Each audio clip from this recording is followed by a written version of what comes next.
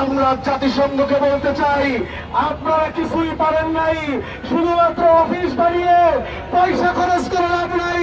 বিশ্বের রাষ্ট্রগুলো থেকে চান্দা নিয়ে আপনাদের অফিস চালানো করে দরকার নাই। পদত্যাগ করুন, অফিসের তালা মেরে দেন। যেই জাতিসংঘ প্রতিষ্ঠিত হয়েছিল মানবতার কল্যাণ করবার জন্য, তারা যদি মানুষের দুঃখের সময় পাশে দাঁড়াতে না পারেন, এমন জাতিসংঘের কোন প্রয়োজন আমাদের নেই। ইসলামী আন্দোলন বাংলাদেশ ঢাকা মহানগর উত্তরাঞ্চলে আয়োজিত ফিলিস্তিনের গাজাবাসীর আহ্বানে বিশ্বব্যাপী হরতালের সমর্থনে আজকের এই সমাবেশে, মিছিল পূর্ব সমাবেশে উপস্থিত মহানগর নেতৃবৃন্দ, ঢাকা মহানগর উত্তর নেতৃবৃন্দ, উপস্থিত থানা নেতৃবৃন্দ, সাংবাদিক বন্ধুগণ, প্রশাসনের দায়িত্বে নিয়োজিত ভাইরা, আমরা সকলেই মর্মাহত। আমাদের কথা বলার ভাষা নাই, কোন ভাষায় ব্যাখ্যা করবো আমাদের তা জানা নাই। আমরা সকলেই জানি এবং বুঝি এবং দেখতেছি। সচেতন মানুষ আমরা প্রত্যেক দিন আমাদের চোখের সামনে মিডিয়ার সুবাদে আমরা যেই চিত্র দেখি, এটা কোন সভ্য দেশের কোন চিত্র নয়। আমরা যেই চিত্র দেখি, এই চিত্র মানুষের, যারা মানুষ দাবি করে, তারা দুই নয়নে এই চিত্র দেখে সহ্য করা যায় না। আমাদের ছোট্ট ছোট্ট শিশুদেরকে যেভাবে গুলি করছে, হত্যা করছে, যারা করছে, এদেরকে পশু বলতে আমাদের ঘৃণা হয়। আমাদের মা বোনদেরকে যেভাবে হত্যা করছে, বৈধ অধিবাসী, গাজার অধিবাসী, এটা তাদের নিজস্ব সম্পদ, এটা তাদের পূর্বপুরুষের জায়গা। এখান থেকে বের করার জন্য কুখ্যাত ইসরায়েলের নেতৃবৃন্দ নেতানিয়াহু এবং ট্রাম্প যেভাবে ষড়যন্ত্র করছে, এটা ভাষায় প্রকাশ করার মতো শব্দ নয়। সেই শব্দ আমাদের জন্য নাই। আমরা দুঃখ ভারাক্রান্ত ভাবে হৃদয়ে আমরা প্রতিবাদ জানাতে এসেছি।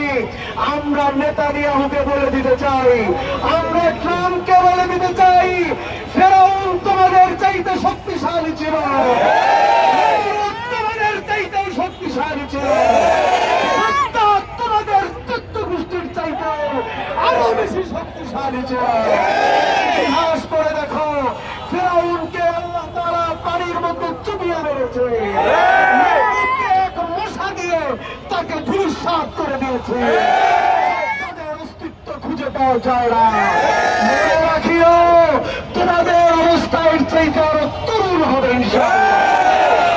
আমরা জানিয়ে দিতে চাই, তোমরা যা করছো, আমরা বিশ্বব্যাপী, আমরা সারা দুনিয়ায় যে ইতিহাস লেখা হবে, তোমরা ঘৃণিত কীট হিসেবে তোমাদের পরিচয় কিয়ামত পর্যন্ত বিশ্ববাসী তোমাদেরকে স্মরণ করবে।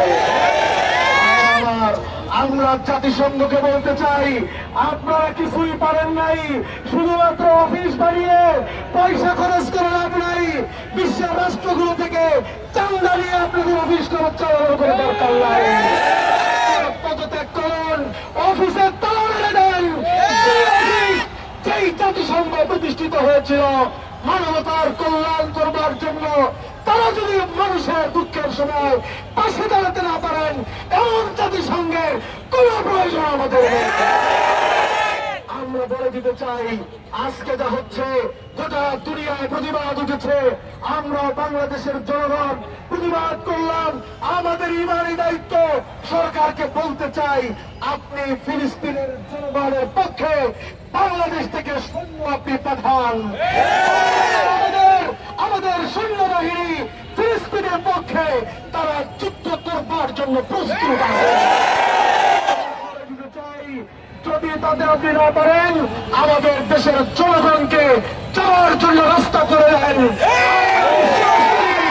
ইসলামী আন্দোলন বাংলাদেশের সকল কর্মী বিশ্বাসের নেতৃত্বে সারা বাংলাদেশের দল মত নির্বিশেষে আবহাওয়ার জনসাধারণ ফিলিস্তিনের পক্ষে গাজায় গিয়া আমরা ওই কুখ্যাত জানোয়ারদের বিরুদ্ধে আমাদের শেষ বক্তব্য দিয়ে আসবেন।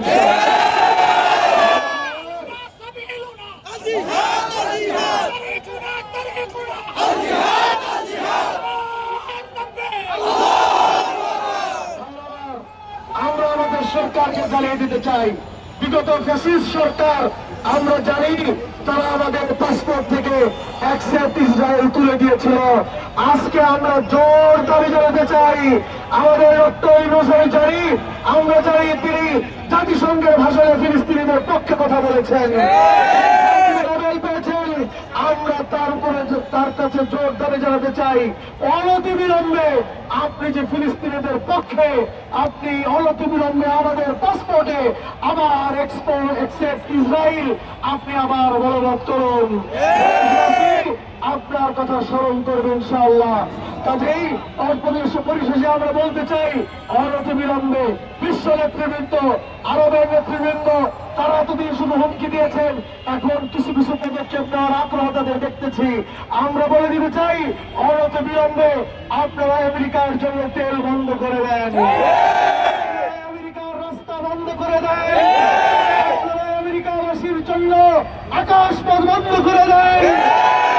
দেখে দিতে চাই, রুশের মুসলিম উম্মাহ যদি ঐক্যবদ্ধ হয়, আমাদের সামনে কেউ দাবার এক মিনিটও সাহস করে না।